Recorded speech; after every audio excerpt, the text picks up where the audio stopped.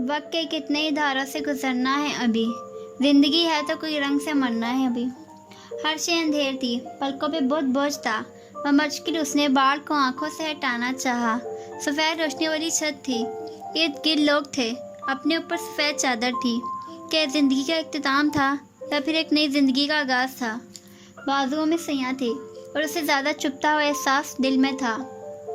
जुमर ने 2-3 दफ़ा पलकें झपकी। कुछ धुंधले धुंधले से वजूद अपने सिरहाने खड़े नजर आए। एक घुंघरियाले बालों वाला लड़का था, एक औरत थी फरबही माइल, वो रो रही थी। उसको जागते देखकर रोते हुए वो मुस्कुराई। जुमर ने मुस्कुराना चाहा, कुछ कहना चाहा, मगर लबों से बस यही अल्फाज निकले, फारिस कहाँ है? घुंघरियाले बालों वाले लड़के ने सर झुका दिया। उसकी आंखें भी शायद गुलाबी थीं, जैसे वो रोया हो। अभी नहीं, बहुत पहले रोया हो।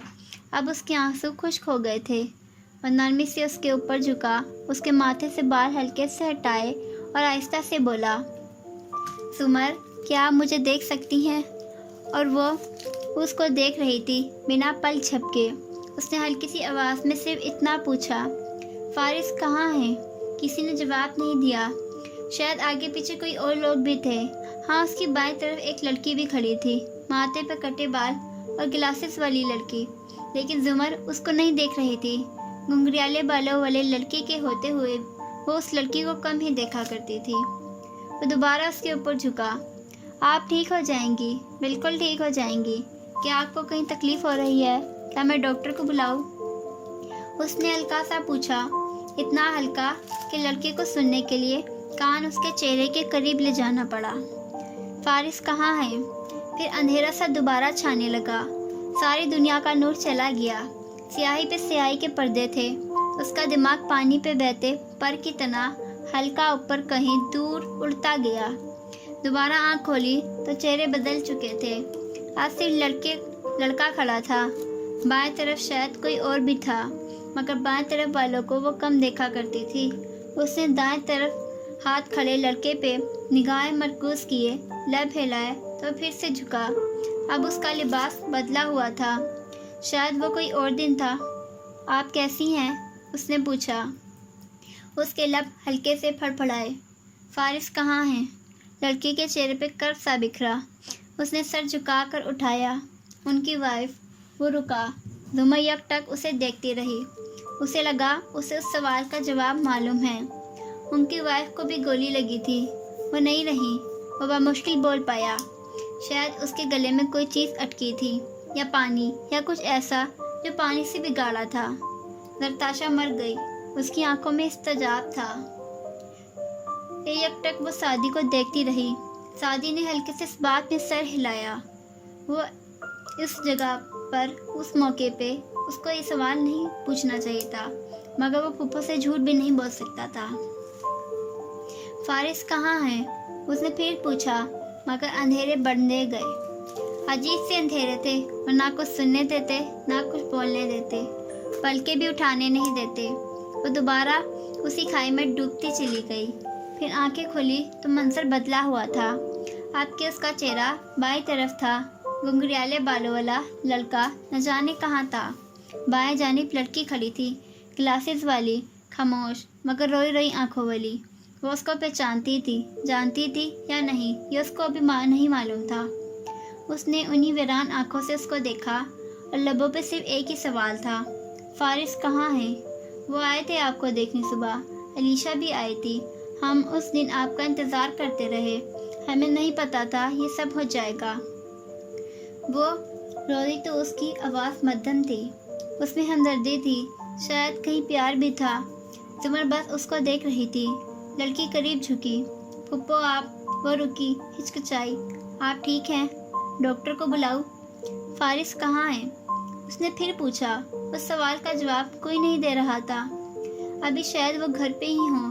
वो बहुत अपसेट हैं, बहुत ज़्यादा टूट गए हैं। और जुमर यकटक उसे देखती रही। उसे सब याद था।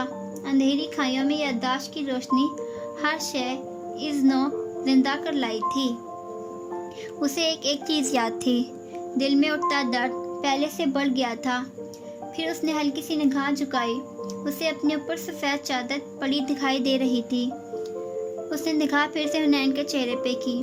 مجھے کیا ہوا ہے؟ حنین خاموش رہی۔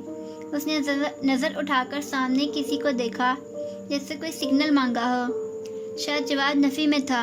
تبھی وہ دوبارہ زمر کو دیکھنے لگی۔ میرے گردے ضائع ہو گئے ہیں، ہے نا؟ شاید اس نے خود ہی کچھ سنا تھا، شاید نیم بے ہوشی میں اس نے کچھ سنا تھا۔ آپ کے گردے، وہ رکی، متاثر ہوئے ہیں۔ اس سے زیادہ مؤثر الفاظ اس کو نہیں ملے تھے۔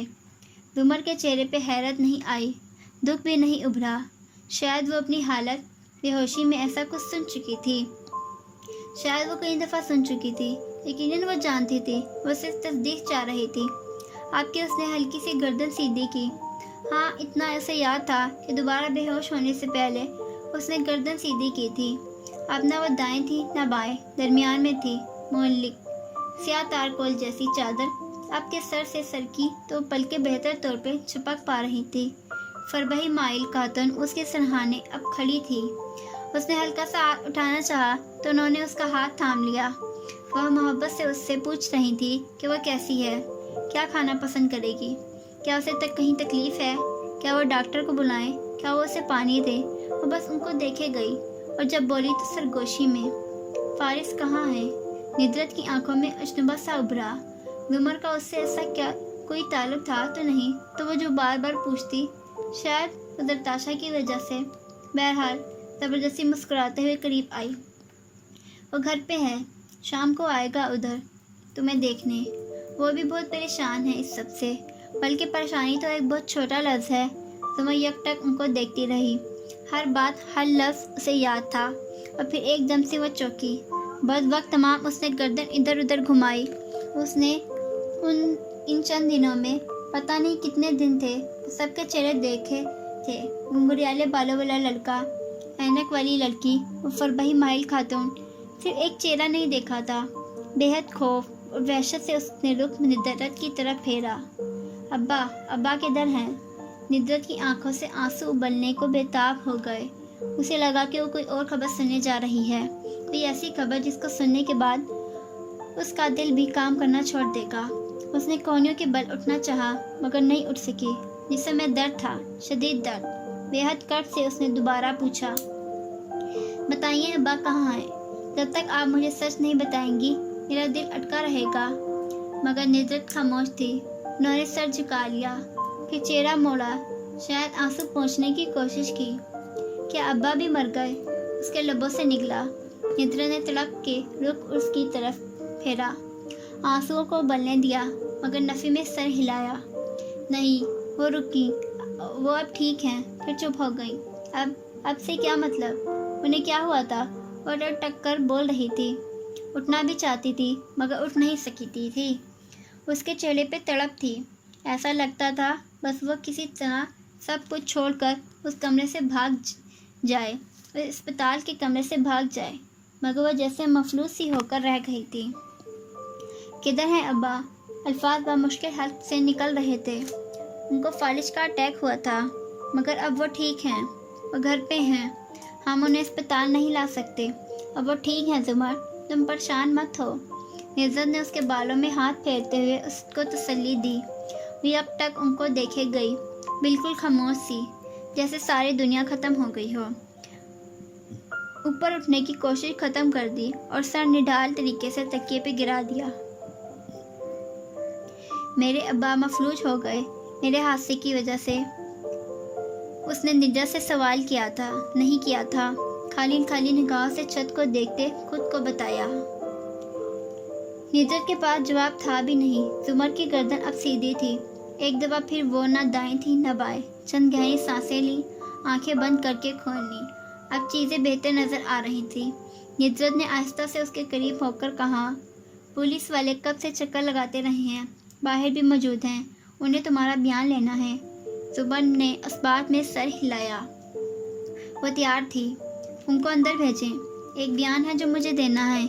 اس کی آواز اب بھی درد سے بھرپور اور ہلکی تھی مگر اس کی نوعیت مختلف تھی، سخت، منتقم، آگ سے بھرپور۔